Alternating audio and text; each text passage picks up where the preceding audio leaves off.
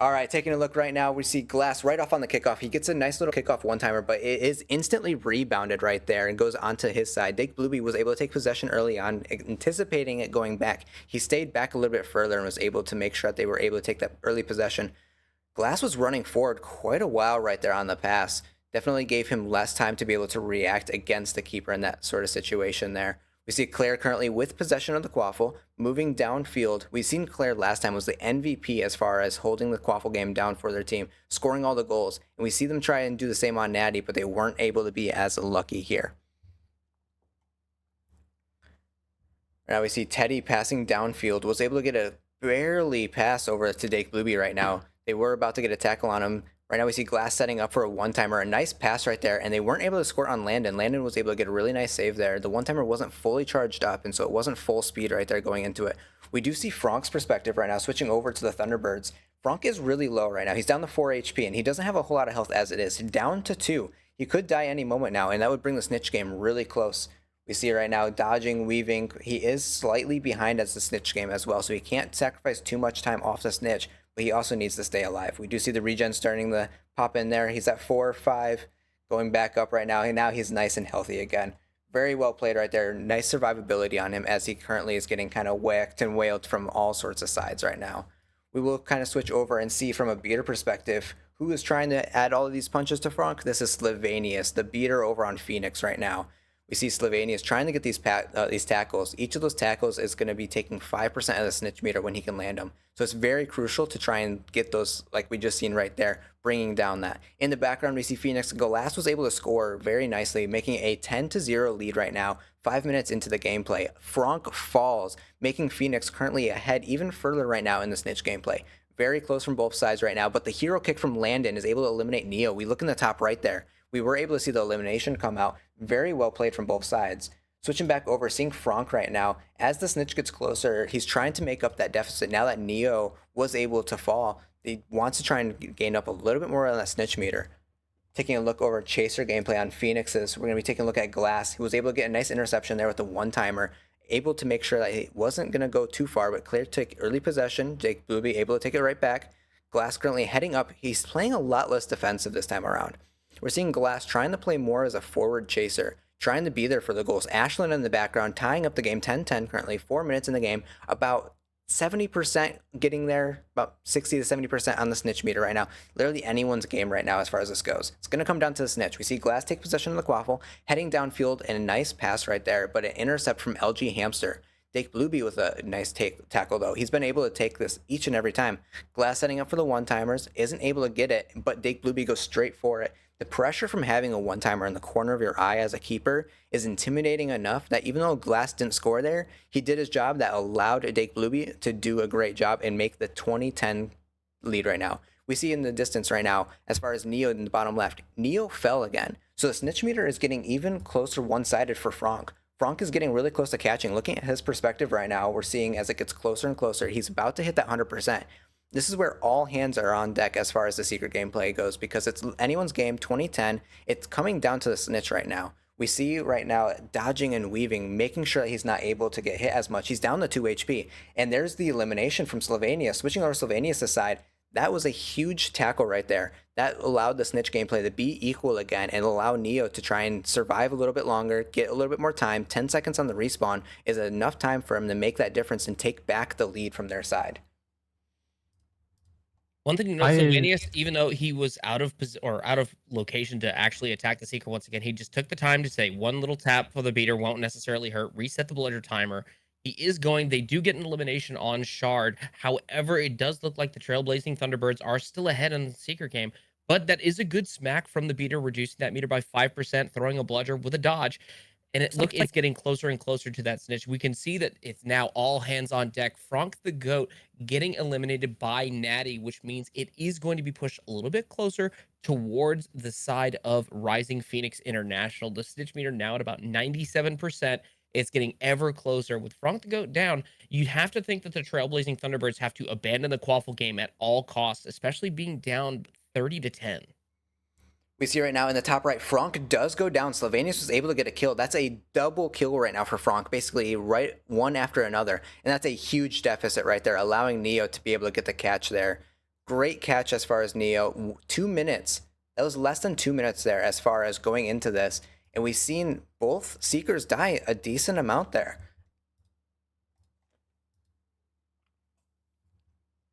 Looking right now as far as the chaser gameplay goes, Dake Blueby's been the one that's really been tackling and taking a lot of these intercepts. We see the keeper was about to have the ball in their hands, but it was a little too slippery. Dake Blueby was able to hold on a little bit stronger there.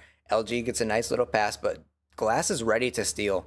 Watching that focus cam, tried to get the intercept, not quite close enough, but there we go. We see Teddy in the distance, able to cause a fumble. Claire going into it, not able to score. Natty's been proving to be a little bit more difficult for Claire this time around. A very close tackle as well from Glasser onto Seeker. We see switching over to Frank's perspective. He's down in HP again. He's down to 4 right now. He is regenning, getting back up to health, but he's constantly getting a little bit too low, a little bit too often. That What I see regen here taking full from effect now. what I see here from the Phoenix, the chaser gameplay, they have a bit of a chain here. They have like Teddy in like the supportive midfield, more front, but also still supportive. Then like Dakey Blue right in front of the goal, and then I think it was Glass a bit more back. I like that chain because they can like stun lock the Seeker here and also get like more attempts on the Quaffle. So I like to see that strat here going off. We see Frank right now in the Thunderbirds just falling again and again. Slovenius was able to take him out. Switching over to Slovenius' perspective, he's doing a great job on Beater as far as making sure that Frank is dying at the right times. Frank was so close in meter, but it's just not enough survivability there from Frank, and he's falling left and right. Slovenius, we see his perspective right back onto Frank, making sure that the catch doesn't happen. 70-10 right now, another point from Teddy. This is currently 5 seconds left into the match. Snitch is really close. We'll switch over real quick, see Thunderbirds if they're able to get the catch. There we go. We see Frank closing up that point differential. Just enough, just a little bit there. It's not enough to win them the match. It's going to be 70-40 going into this match 1 series. Winning the first game is Phoenix. Shocky, how do you feel about that game? Well, I called it. It was probably going to be a 30-point difference, especially with the Rising Phoenix International team making those adjustments as they need to. And I think you'll notice that they had a little bit less score-heavy action, especially with the score ending only at 70-40. So they did focus a lot more on the snitch entirely. And I think obviously with that, their offense took a little bit of a hit for it, but their defense was so strong because Sylvanius was coming out with all those tackles and all of the chasers doing their proper rotation and getting almost like a chain CC stun lock on Frank the Goat, knocking him down. I think it was a grand total of about 6 times that he went down that match, while Neo only got down, I think it was 3 times. So obviously the difference in those amount of deaths for each of those players is going to have a drastic impact on their ability to catch the snitch, especially if you get taken out by the beater. If you get taken out by the beater's tackle, that's going to be an immediate 25% drop in your snitch meter, just because the 5% from the beater's bat and another 20% for a death. And especially now with the snitch meter being a little bit more erratic, now that it's on a champion level difficulty, you'd have to think that they're going to have to make some serious adjustments as far as their flight patterns, as far as their team-wise rotational strategy, or even if they have a rotational strategy, just trying to maintain protection for that Seeker. That 30-point swing is absolutely massive. And as we can see right then and there, the match ending 70-40, that 30-point difference of that first snitch was all that they needed. Just as a small correction there for those who are watching, the death is a 10% as far as losing the snitch meter. The tackle is 5%, but the death is 10%, not 20%. So it is still 15%. That is a big chunk coming out of you if you're dying right there. But going into this, Tux, as far as this game goes, we knew that you were cheering for Phoenix. You obviously have your favorite there, and they did perform well. But we've seen a little bit of a different strategy there. How do you think that they were adapting this new strategy there, and do you think it should continue into match 2? They should definitely. It's super effective against Frankie, I think. I only want to see like one slight adjustment from Sylph because I see Frank is dodging very, very often. Also dodging the keeper. So the bludger timing can be really crucial here if you hit it right after the dodge. But for the chases, I saw the tackle chain or like the chain play in general with Dakey Blue front and Glass behind it and then Teddy like in the midfield. And I think this is working pretty well here because they have a tackle chain for the Seeker and for the Quaffle in case that one of the 3 other chases are pushing over there. And I didn't really saw that on the Trailblazing Thunderbirds. They were a bit like everywhere and nothing. So I like the positioning play from Phoenix here more. Shockey, if you are the Trailblazing Thunderbirds, what needs to change? I think their main strategy that they have right now is working to some extent, but I think they need to make a slight adjustment, maybe pulling a chaser off of the quaffle control game. I think maybe they just need to not necessarily abandon it as a whole, but maintain that pressure by giving it to one chaser, let them be focused entirely on the aggression while the other two are focused on defense and the snitch. I think if they're able to cut off the aggressive actions of Rising Phoenix International's quaffle game and also maintain pressure on the Seeker, I think you're going to notice a little bit of a different amount of swing for this next match. And hopefully, we can actually see the Trailblazing Thunderbirds come back, make this a 1-1, truly get to a game 3.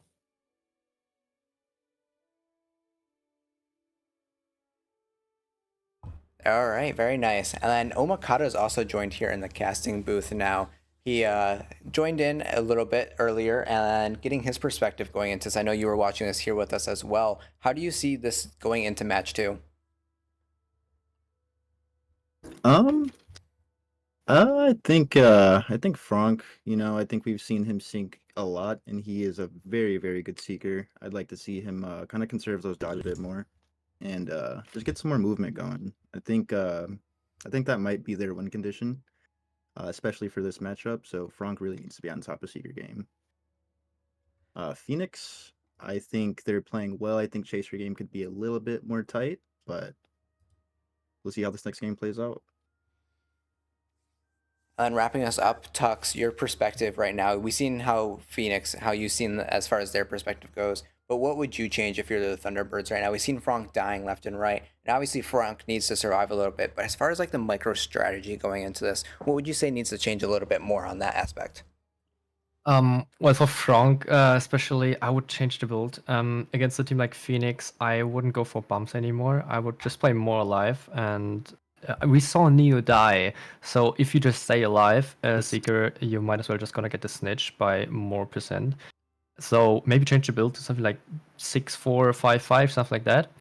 And don't go for these bumps because they just like distracting you from surviving.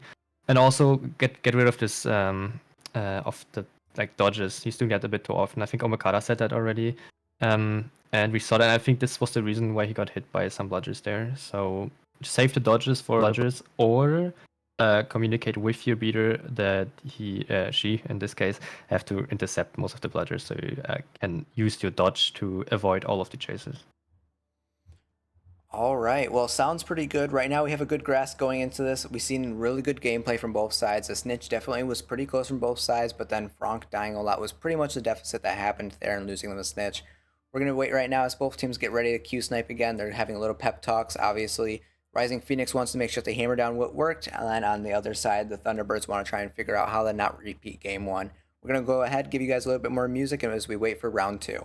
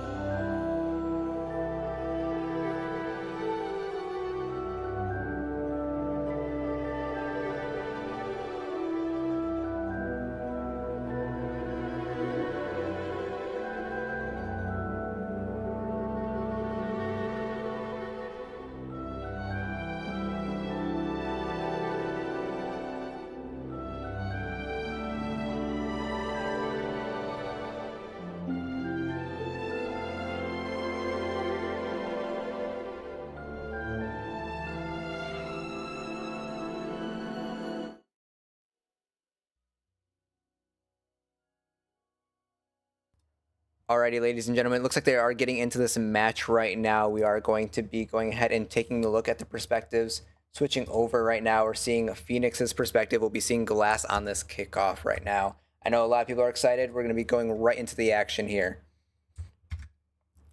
Right off the kickoff, we see a pass kind of kicks right back. It looked like Glass almost intentionally tried the rear cam there for the kickback, but wasn't able to quite do it. We do see right off the bat, Ashlyn was able to take possession. Right on a shot on goal on Natty. Natty was able to get a kickoff. In top right, we see Slovenius with an early kill on Frank. That is huge. A huge lead right on the start of this is going to be massive to allow Denji now, not Neo, Denji on Seeker to get this lead that he needs. Switching over, a great goal by LG Hamster right now. Switching over to the Thunderbirds, we'll be seeing Frank's perspective right now. He's definitely going into this, making sure that he's going to have a little bit more of an ump. He's going against Denji, and so Denji plays a little bit differently than Neo. So however Frank was getting ready to adjust, Denji might break whatever Frank was prepared for.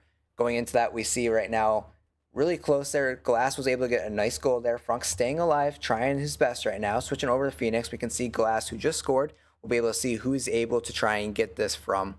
We see right now Landon's holding the hero kick, holding. The Seekers are going away from him right now, so he can't get the kick that he wants. But Glass is in a good spot to try and take an interception there. Ashlyn diving straight down, though. Very well played on their part. A bludger comes in from Ashlyn, and the pass goes over to Malakosis. We see the Quaffle come back in the Glass's perspective. A nice pass to Dake Blueby. He was able to try and set up again. Dake Blueby going for the shot, though. Very nicely played. 20-10. Currently a 10-point difference right now. 5 minutes and 30 seconds to the match right now. And we do see a slight snitch lead with Denji versus Frank. We see in this kickoff right now, as far as the Seekers go, they need to stay away. We see Denji right now keeping the distance, making sure he doesn't get kicked, because that hero kick is devastating, as we've seen. Glass getting ready to try and take the kick. Dake Blueby, though, takes possession. Glass heading in forward right now, trying to fish out for a pass. Sets up the one-timer on the far hoop, gets punched. Great defensive right there from the Chasers, although Glass was able to try and get past Landon there in a small rim. Very unfortunate from that perspective there. Switching over real quick to Thunderbirds, we'll be seeing Frank on Seeker right now. Just both sides, slightly over the 50% mark. Yeah, I like the especially now with the aim assist being removed because the entire match has been champion difficulty. You're noticing a lot of different teams having to adjust that they had that primary ability to just kind of lock on to the goals, and you're seeing a lot more rims now. And unfortunately, that is going to have to be a learning curve for all of these teams. Right now, Phoenix International is just absolutely hammering Frank the Goat, just trying to make sure that that seeker control is in their favor, with Phoenix International currently being in the lead by about 5 to 10%, and Frank goes down, knocking them down 10%. We see Slovenius was doing really well shutting down Frank the first game, and the second game is no different. With Frank falling there, it leaves Denji a clear lead on the snitch. Obviously, if there's some bumping going on, that meter thief can take a lot, and it can switch sides anyway.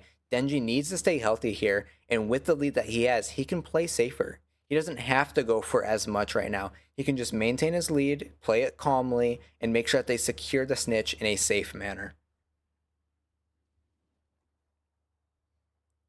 Taking a look, we see Phoenix leading again on the snitch, and I think they need pressure now because I don't see them win the chaser game right here.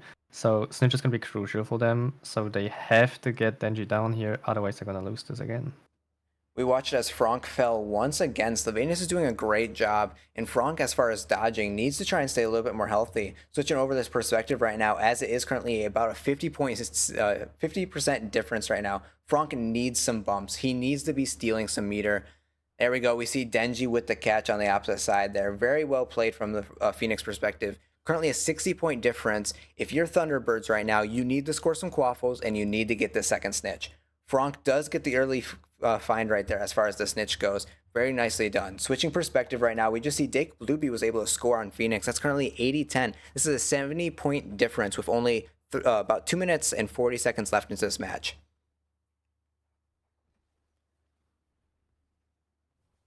If we look bottom left, we do see right now Denji just fell. And same with Slovenius. Both of them had died. Shard doing a great job.